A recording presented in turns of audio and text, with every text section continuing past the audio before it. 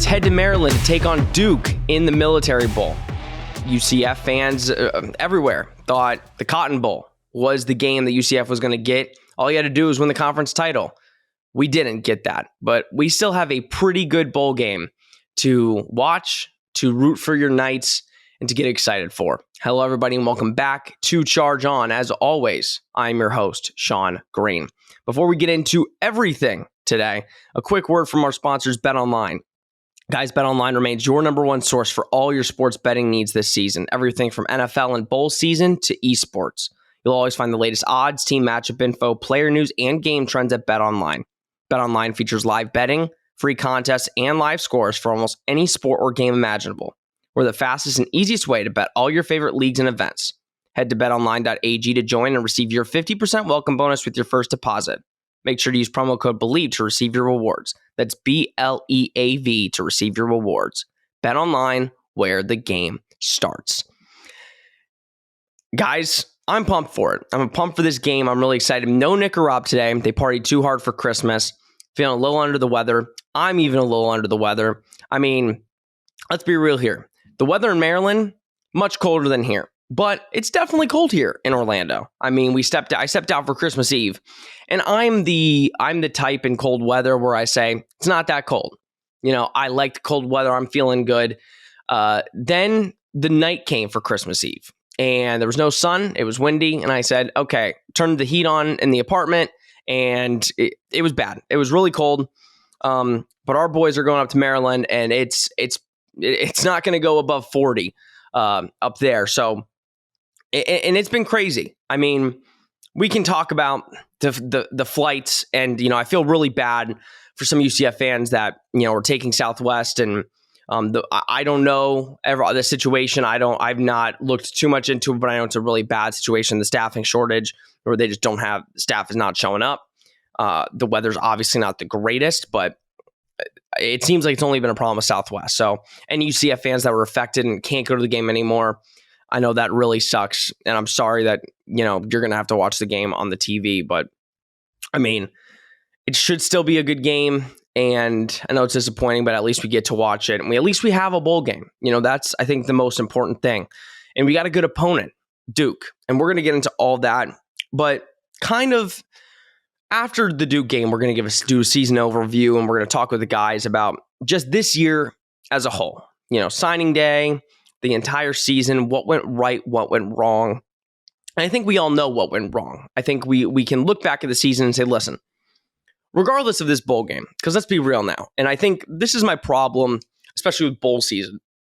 Bowl season this season has just, and I guess it's felt like this the last couple years, but you obviously have transfers that leave, that are starters on your team. They leave and go. So they're not playing in the bowl game. Then you have the people that declare for the NFL draft, which, you have to understand that. You can't mess with the players' money, especially in a bowl game.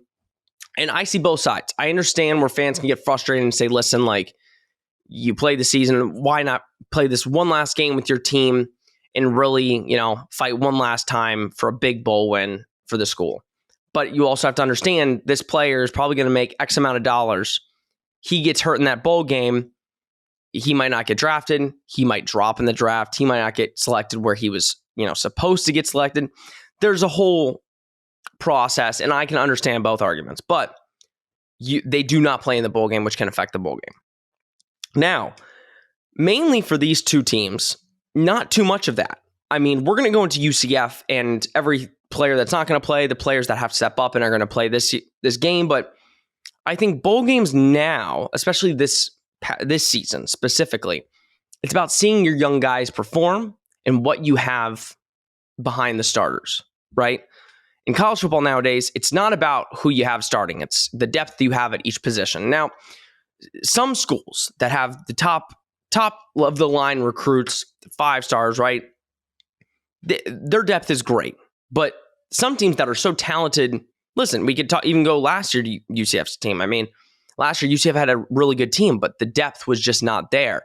And they still won 9 games. So I think you could be really proud of the way UCF even performed with lack of depth. This year, UCF does have depth, and that helps. Ryan O'Keefe's not playing. Jeremiah Jean-Baptiste is not playing.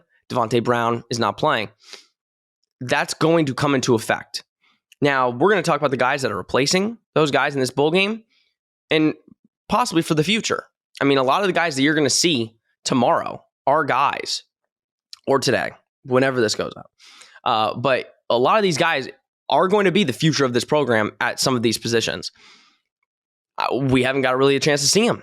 And that's going to be exciting. And that's why you should get really excited about this bowl game. I know a lot of fans, and listen, I'm going to be honest.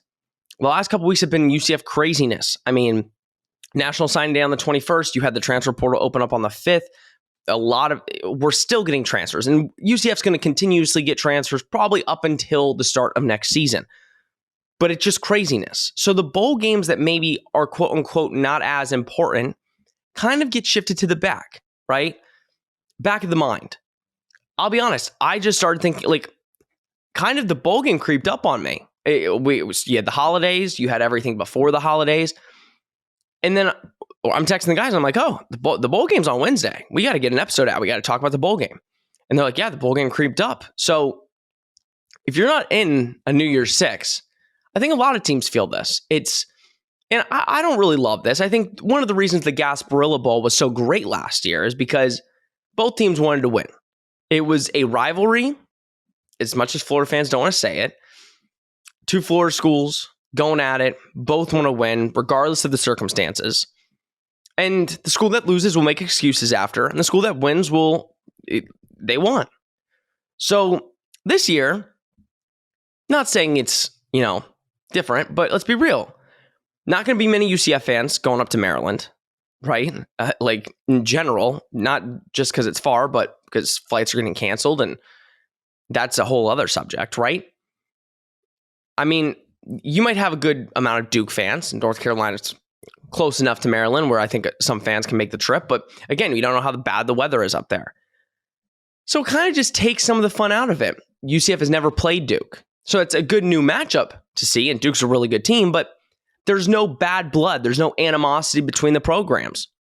And I get in bowl games, that's normal. But I think a lot of UCF fans, and I know UCF specifically, wants to play in Florida. Get fans to come down to the game.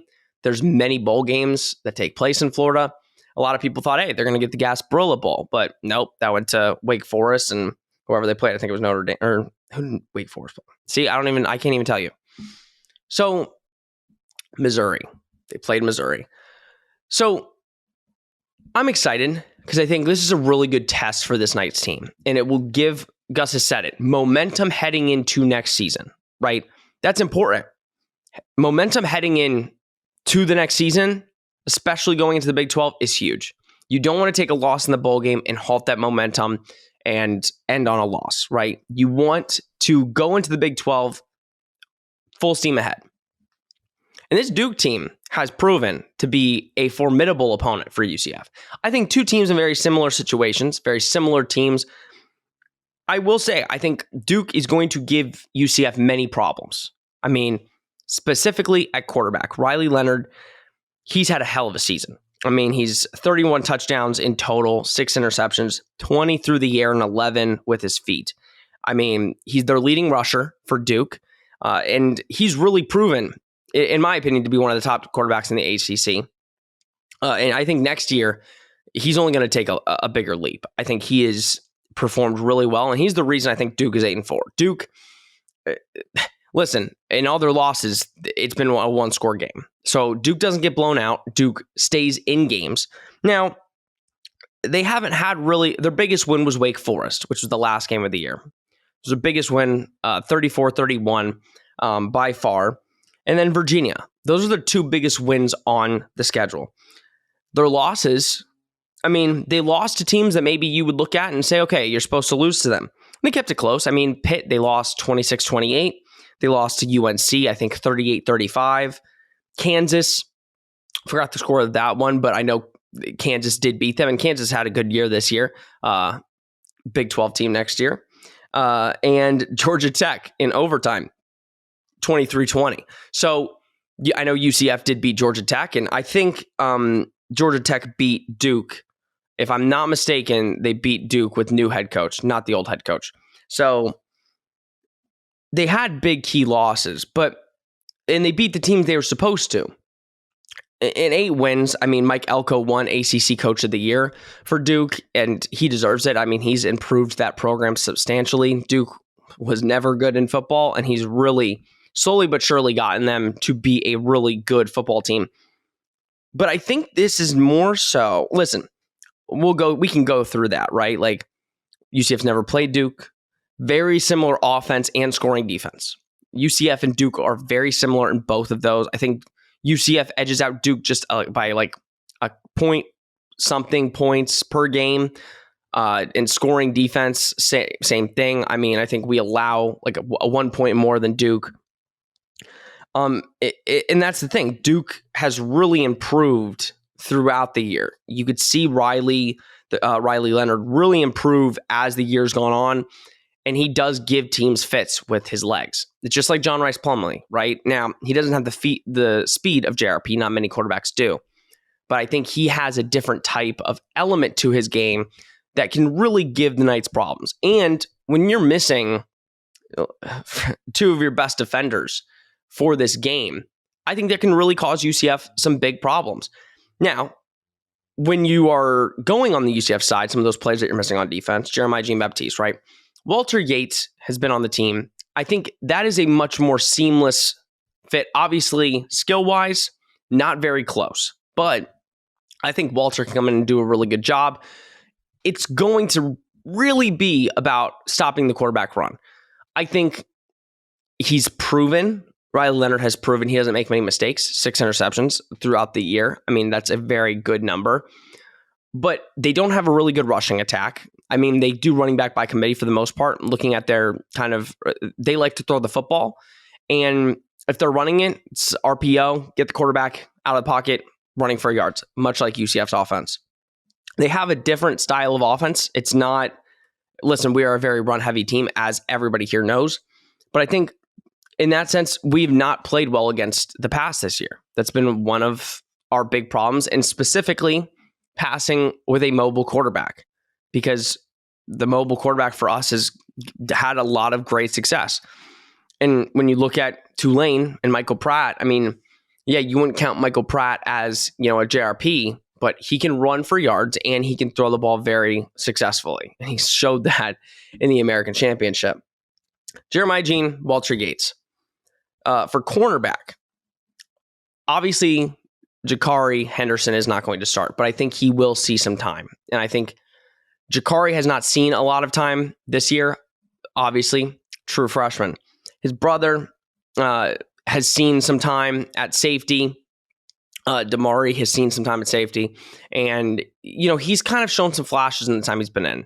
I really want to see Jakari kind of step up and see kind of what he can do, because the one sour spot of this UCF team has been the corner position. The corner position has struggled throughout the year. And I think they're bolstering the transfer. I mean, we've gotten some pretty good transfers that'll come in, probably start day one. But the future of the program is going to be very, very important when it comes to that position. You can go and get corners in the transfer portal all you want. And you can continuously do that, but you need to develop your young guys. And I think seeing him play in this final game will really show where he is at in his development after the first year and where he can go in the next year or 2 years to somehow be in the rotation. Ryan O'Keefe, he's obviously not playing. He went to Boston College to be with his old wide receiver coach that was here, Darrell Wyatt. I'm excited to see Xavier Townsend. He's gotten a lot of play this year, but not too much at wide receiver because, again, you had your top 3 wide receivers. He came in every once in a while for certain play packages. I'm excited to see him get extra time. He's a starting receiver for this game, and I'm pumped. I'm pumped to see him get the opportunity. I think it's going to be really good for him, and he's really improved throughout the year. You saw in that final game. I mean, he can be a player for us next year. I know we've got those receivers. You got Christian Leary coming in. You've got Magwood coming in, but I think Townsend can really make some noise in that wide receiver room next year. And he's not just wide receiver. He can play out of the backfield. He can be in that slot position. I think he played really good in the slot. And he can catch punts and punt returns. So I'm really excited about Xavier. So I think replacing Ryan, that he'll fit right in that role, in wherever they want to put him. But the big question, I mean, you got JRP. He's had kind of a month to heal the hamstring up. And I think Thomas Castellanos, I mean, you threw him in the championship game. He didn't perform very well. It was an up and down type of game for him. Didn't have much success at all. But again, I think that's where you see he is a raw talent. But I think getting him these game reps where it's not going to affect his red shirt, and it already got thrown out last game. But I think throwing him in this game in certain moments and maybe playing him in a quarter or so, I mean, that's going to be crucial. And I know JRP is your starter next year, and that's fine. I mean, that's ultimately, they're going to have a quarterback competition. I'd be shocked if anybody else was the quarterback, but getting Tommy some in-game reps like you did in the championship game, was it the most ideal spot to get him game reps? Absolutely not. I don't think that's a smart time. And would I prefer Tommy starting this game? Yes. And that's just the God's honest truth. Not because I don't want JRP. I think, obviously, if you're trying to go win the game 100%, you got to put JRP out there because Tommy's just not ready. But if you wanted to use this as a important, like to get him actual good reps to get better and to kind of get him prepared before he goes in the Big 12, throw him out there, see what he can do. And that's kind of it. I don't know how much we see him. I know he is the backup, so I think he will play a little bit. And I don't really know how healthy JRP is. That's the big question amongst every fan is, how healthy is John Rice Plumlee going into this game? He has had time, but has he been practicing? If he has been, how hard are the practices? I'm assuming they're not very hard, especially, going into bowl prep. I feel like it's more walkthroughs, not too much hitting, but who knows? But I'm excited to see him in whatever capacity, just to get more of a feel of, what he can do and how much he's improved. Because I think we saw a lot of good flashes early on, but you don't want to throw him out there in the Big 12 whenever he's ready without some good game reps. So I think that is going to be crucial for him. Listen, guys, not much else to it. I think it's a very intriguing game. It could be a huge win for UCF if they could pull this off. And listen, you can do it. I mean, I think you could run on Duke, and I think that's what we're gonna do.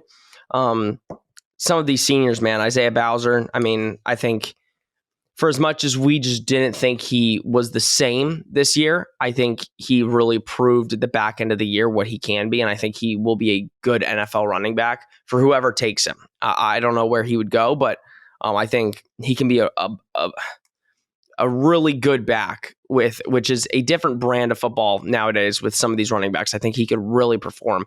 Sam Jackson, I mean, what a guy. I think he's going to be sorely missed on the offensive line. And to be honest, I mean, getting transfers, I'm excited about the transfers, right? I really am. But there's nothing like developing young offensive linemen to be a player. Sam's been here for a long time. And I'm happy that Alec Holler's staying. I think that is a huge thing for the tight end room. He did so much for us this year. And we've got some tight ends in the wings, right? We have a couple boys waiting in the wings, but there's nothing like, Mr. Dependable staying. And to all the seniors, that this is going to be their last game. I mean, thank you for everything. Thank you for everything that you've done for the university and really showing out for UCF and the Knights. Guys, it's going to do it. Not too much. We will have a full-on after game show, whatever the result. As usual, we'll go into the win or loss and kind of give you all that information and see where this Knights team goes from here. We're just because it's going to be the offseason after this game does not mean we are done. We are going to still do at least one episode a week, recapping a lot of news, and we haven't even hit on the transfers yet. That's the thing. We've been so preoccupied with so many other things, but we will get you all of the stuff with the transfers and everything after this Duke game, and we will go into all this stuff for the offseason. A little bit shorter episode today, but we will definitely have a lot longer episode after the bowl game.